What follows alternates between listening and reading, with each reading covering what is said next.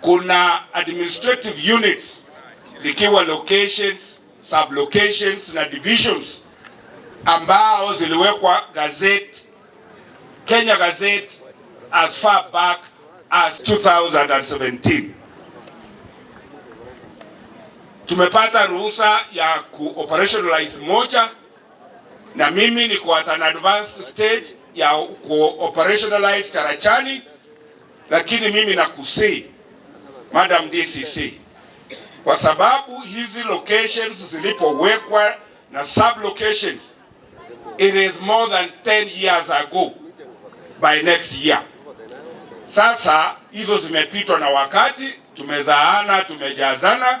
Mimi nakusii we review those administrative units.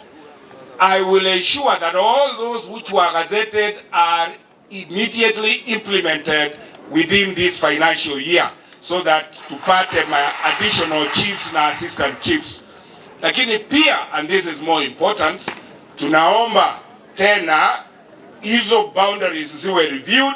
Kuna zile units hazikupelekwa kwa Kenya Gazette.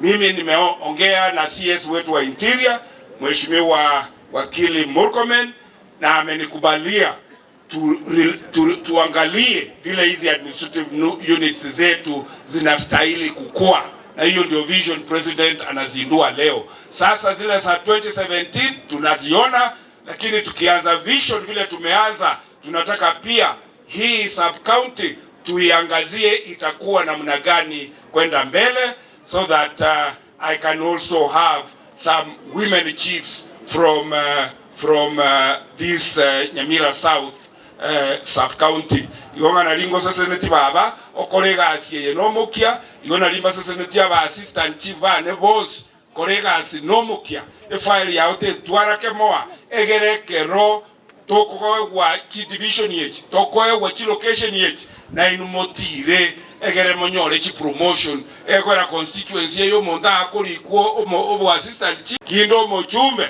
naende ngo support ya serikali ko ikatoke sa matunda yo support ya serikali asoko yakana ebango nase okujebwasia ekore amagendero nerengaki ndangeretie omweshimiwa Bitange